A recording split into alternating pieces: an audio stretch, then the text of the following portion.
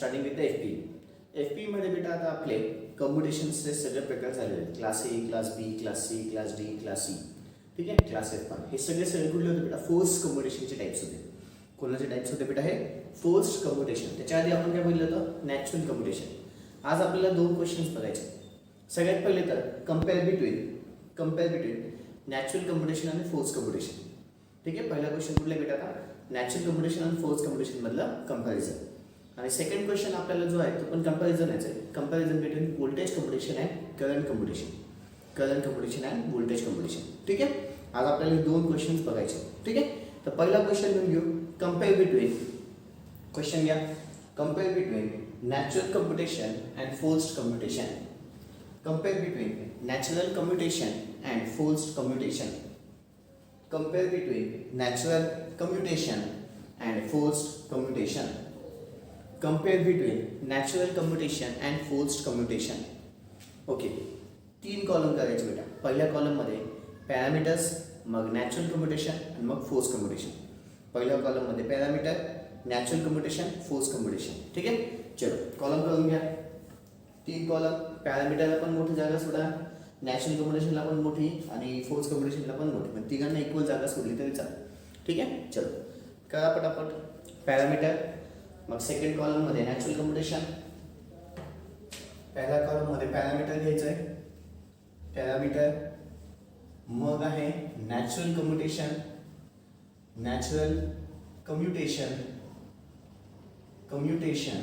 आणि मग थर्ड कॉलममध्ये काय बेटा? Forced commutation. थर्ड कॉलममध्ये फोर्स्ड कम्युटेशन. कळाले? पहिल्या कॉलममध्ये पॅरामीटर, मग नॅचरल कम्युटेशन, नंतर मग फोर्स कम्युटेशन. चलो पहिलं पॅरामीटर घ्यायचं बेटा, टाइप ऑफ सप्लाय व्होल्टेज. पॅरामीटरच्या खाली लिहायचं आहे टाइप ऑफ सप्लाय व्होल्टेज. आधी मी सांगून देतो बेटा, मग लिहितो. सांगतात टाइप ऑफ सप्लाय व्होल्टेज. इथे कुठला सप्लाय असतो बेटा? AC compulsory. याच्यामध्ये कुठला येतो? डीसी. राईट. मग टाइप ऑफ सप्लाय व्होल्टेज पॅरामीटरच्या खाली. इकडे एसी सप्लाय व्होल्टेज, इकडे काय बेटा? DC supply voltage. चलो घ्या type of supply voltage. Natural कम्युटेशनच्या खाली लिहा एसी सप्लाय व्होल्टेज. फोर्स कम्युटेशनच्या खाली लिहा डीसी सप्लाय व्होल्टेज. नॅचरल कम्युटेशनच्या खाली लिहा एसी सप्लाय व्होल्टेज. फोर्स कम्युटेशनच्या खाली लिहा डीसी सप्लाय व्होल्टेज. पुढे लिहा बेटा सेकंड पॅरामीटर. आधी पॅरामीटर सांगतो तो लिहून घ्या. Need of external commutating component.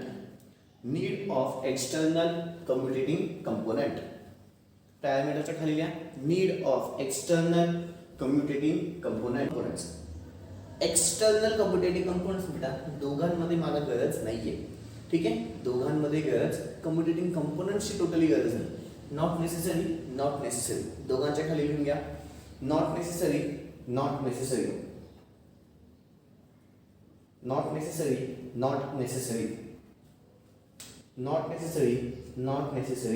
Okay, झाले.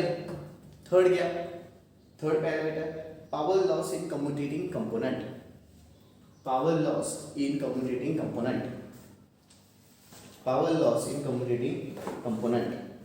बर, याच्यामध्ये ना काहीच पॉवर लॉस होत नाही, पण याच्यामध्ये काही प्रमाणात पॉवर लॉस होते.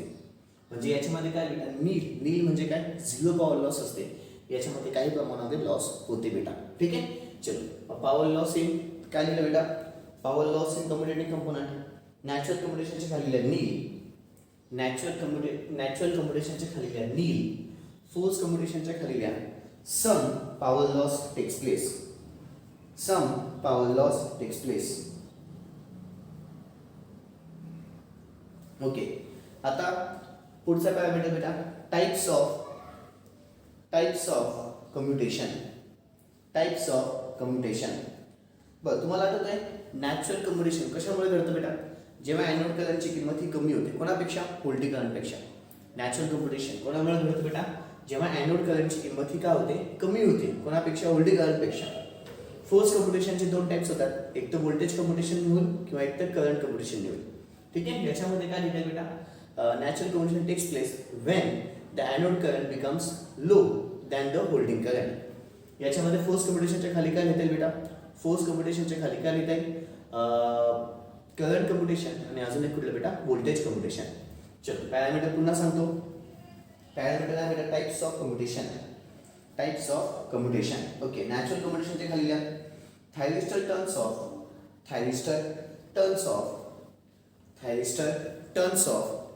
due to the thyristor turns off due to the anode current going below the holding current.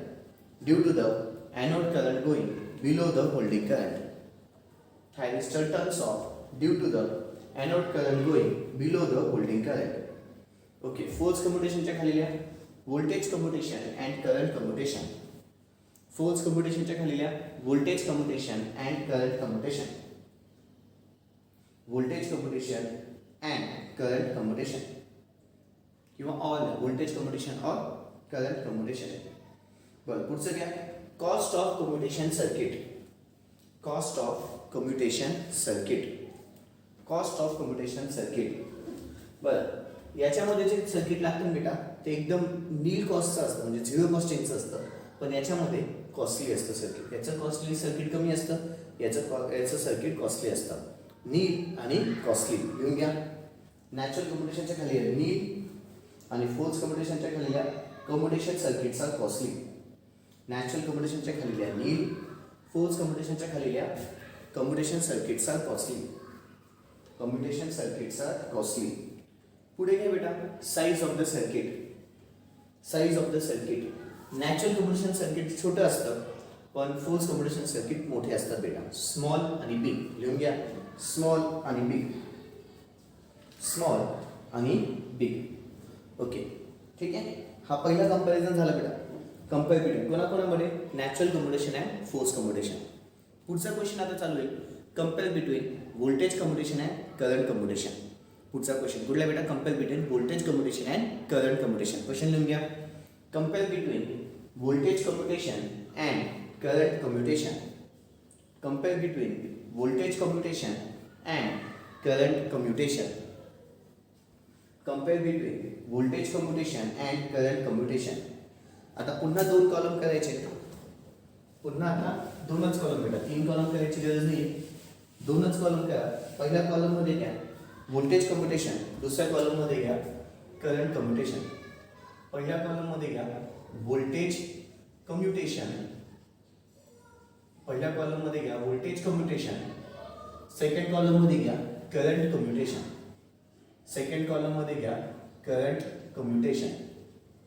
Second कॉलममध्ये घ्या करंट कम्प्युटेशन. पहिल्या कॉलममध्ये घ्या व्होल्टेज कम्प्युटेशन, सेकंड कॉलममध्ये घ्या करंट कम्प्युटेशन.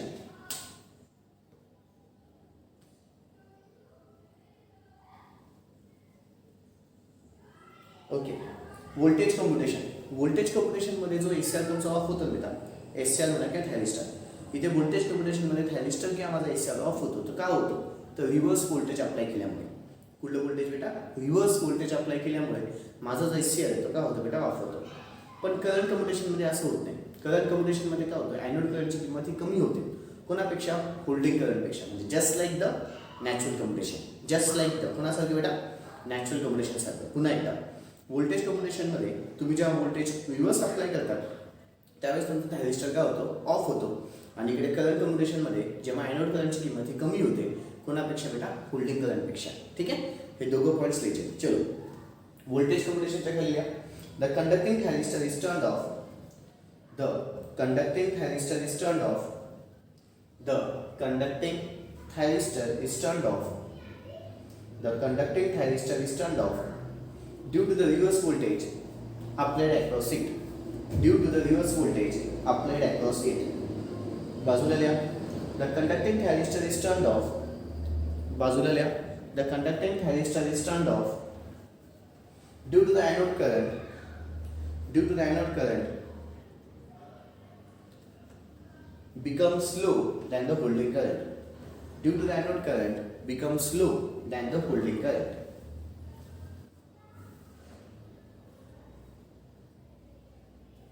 पुढचा पॉईंट घ्या बेटा.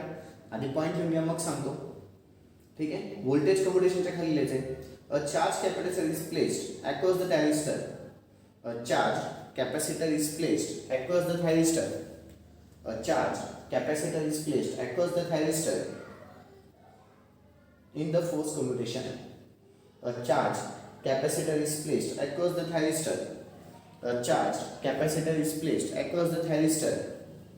A charged capacitor is placed across the thyristor in the forced commutation. In the forced commutation. Current commutation च्या खाली घ्या. A capacitor is discharged. A capacitor is discharged through the thyristor. A capacitor is discharged through the thyristor in the opposite direction. In the opposite direction. A capacitor is discharged through the thyristor. A capacitor is discharged through the thyristor in opposite direction in order to reduce its current. In order to reduce its current below the holding current. In order to reduce its current.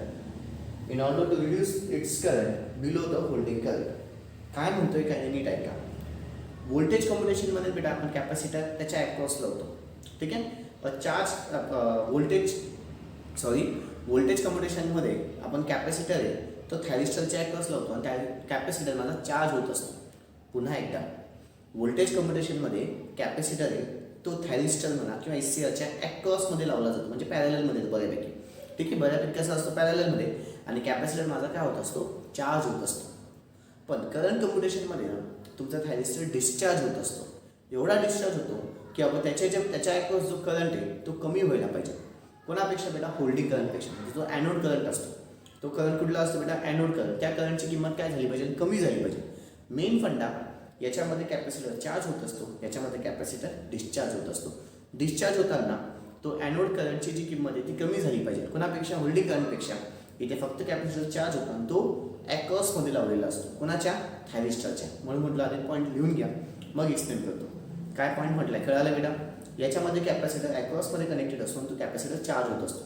याच्यामध्ये capacitor काय होतं discharge होत असतो आणि त्याच्यामध्ये anode करंटची किंमत कमी होत असते कोणापेक्षा बेटा होल्डिंग करंटपेक्षा. पुढचं याच्यामध्ये बेटा line commutation is the example of कोणाचं बेटा तुमचं voltage commutation. Line commutation is the example of कोणाचं बेटा व्होल्टेज कम्युटेशन. तसंच इकडच्या साईडला natural commutation is the example of current commutation.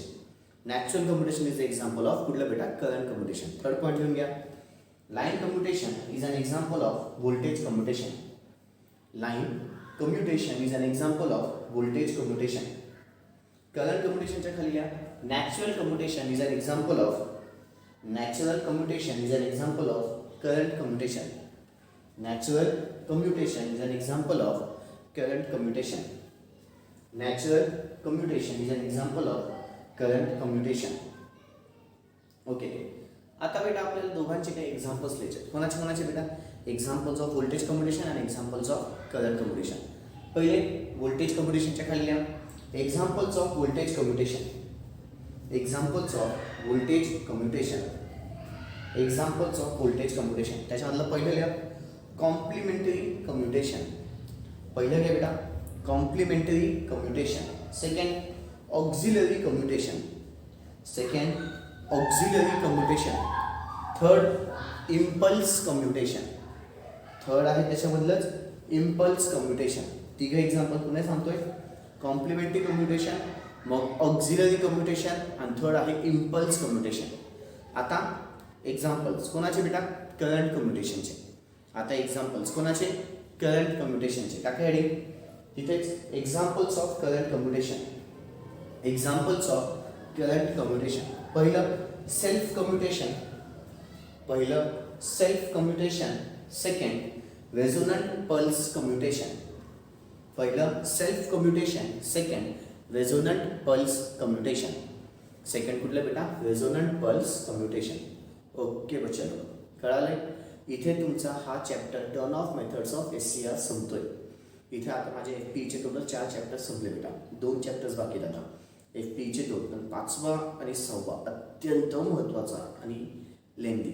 ठीक आहे. 5वा चॅप्टर तर खरंच लेंदी आहे. 5वा चॅप्टर खूप लेंदी आहे. कमीत कमी त्याच्यामध्ये 15 ते 16 मुद्दे खूप IMP आहेत. ठीक आहे.